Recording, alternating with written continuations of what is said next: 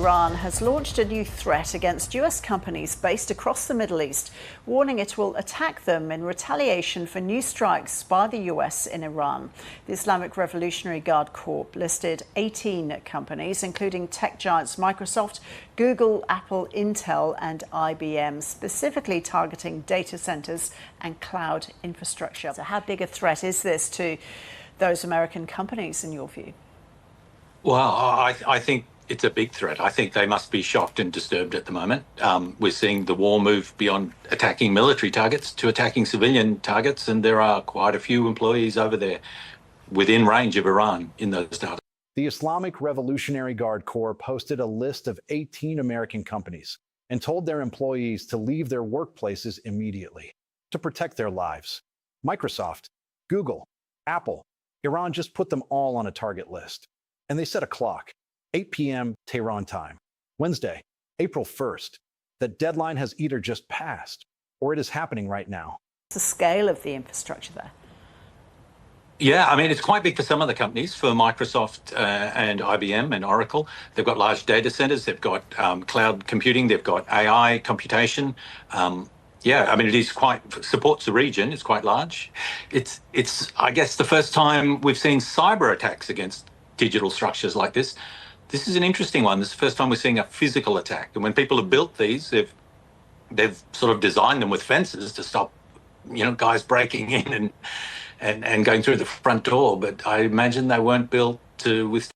Not built to withstand missiles. That's the sentence that stops you cold. Because these are not military installations. These are data centers, cloud servers, AI infrastructure.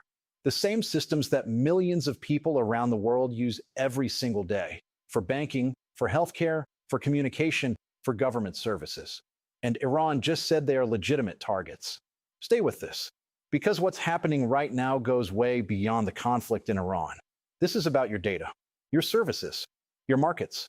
And the expert we're about to hear from explains exactly how bad this could get. What would be the effects of any attacks on those tech companies in the Gulf? How disruptive would they be and how? I guess there's the immediate digital impact, which is any data that's not replicated and stored redundantly could be lost, and that would be an enormous worry. Normally, data centers have data replicated at other locations, but some countries have requirements that all data has to remain within the country. And if that's happened for the Gulf states, then they must be a bit worried. And then loss of computation power, loss of AI services, loss of government services. For the rest of the world, it'll slow us down a little bit. But it shouldn't impact us too much in a digital sense. In a financial sense, though, or a confidence sense, this will be a big shock to the markets, I imagine, and to those companies, and very distracting to everyone involved. And like all terrorism, I guess, the impact will probably extend far beyond the immediate physical. Far beyond the immediate physical impact. That's the part most coverage is missing. The missiles are one story. The shockwave that follows is another. Let's break down exactly what is happening. Who is on this list, what these companies actually do in that region, and why the timing of this threat was not accidental. Let's start here, because the scale of this is important. The IRGC published 18 companies on their target list. Not small players, not obscure names. Microsoft, Google, Apple, Intel, IBM, Nvidia, Cisco, HP, Oracle, Dell, Palantir, JP Morgan, Tesla, GE, Boeing, and 2 regional companies, Spire Solutions and UAE-based AI firm G42. Read that list again. That is not just American tech. That is American economic infrastructure.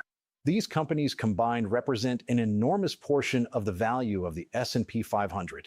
Their data centers in the Gulf region support cloud computing, AI computation, government services, and financial systems across the entire Middle East.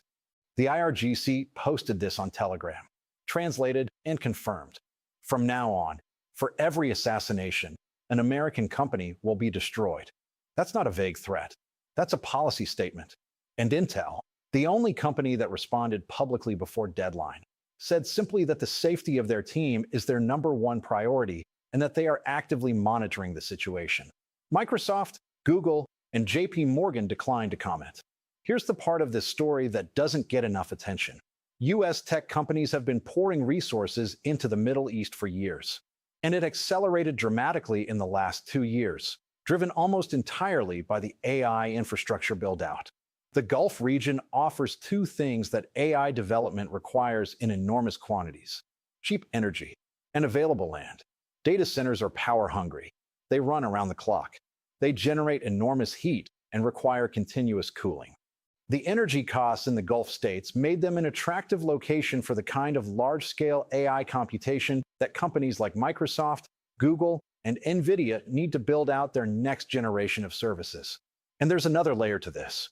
Donald Trump himself has been actively promoting the expansion of U.S. tech infrastructure in this region. Think about that for a second.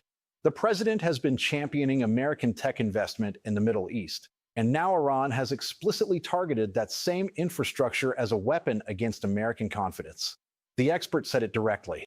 This attack was designed to make America look bad, to hit American companies where Trump has been building, to turn the president's economic showcase into a vulnerability.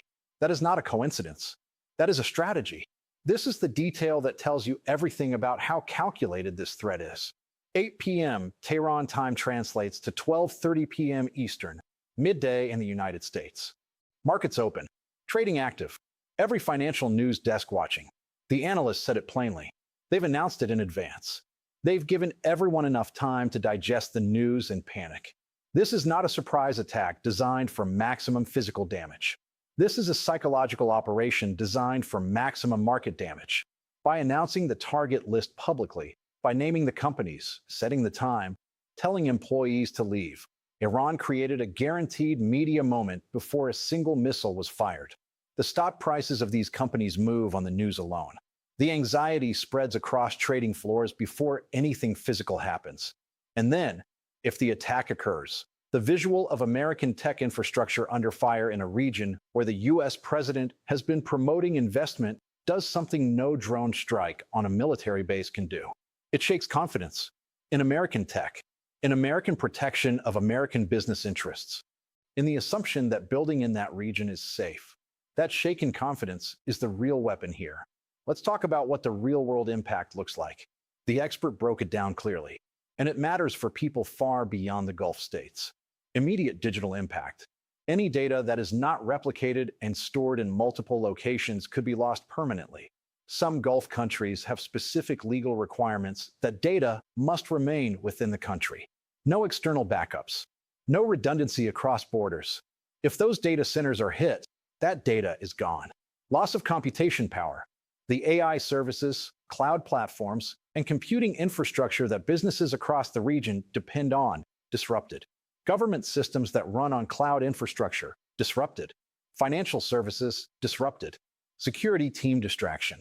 Here's the one most people haven't thought about. Every major tech company has a finite number of security personnel. If those teams are focused entirely on protecting infrastructure in the Middle East, the rest of the world gets less attention. That creates a window. Not necessarily a planned attack through that window, but a window nonetheless. A moment where the coverage is thinner, the response is slower, and the vulnerability is higher everywhere else. The expert was direct about this. In Australia, in Europe, in North America, we probably won't see immediate digital disruption, but we will see market impact. And we will see security attention pulled away from everywhere that isn't the Gulf right now. Step back for a moment. Because this threat doesn't exist in isolation. Since the conflict began following U.S.-Israeli strikes on Iran on February 28th, more than 3,000 drones and missiles have been fired on the UAE, Saudi Arabia, Bahrain, and Kuwait. That's confirmed data from the Center for Strategic and International Studies. More than 3,400 Iranian civilians and military personnel have been killed. 13 U.S. service members have lost their lives. And Iranian strikes on AWS data centers earlier this month already caused outages across apps and digital services in the UAE. That wasn't a threat. That already happened. So this is not a country making empty declarations. This is a country that has already demonstrated it will hit tech infrastructure and is now escalating to the most recognized American brand names on the planet. On Tuesday, the same day this threat was posted, President Trump told reporters he expects U.S. military forces to leave Iran in 2 or 3 weeks. The White House announced Trump will address the nation on the Iran war Wednesday night. Wednesday night, the same night Iran set as their deadline. Whatever the president says in that address, it lands against the backdrop of 18 American companies on a target list and a clock that was already counting down. This story is moving fast because what Iran does next and how American companies respond will shape markets, services, and security for everyone watching right now. And if you found this helpful, hit like, subscribe, hit the bell,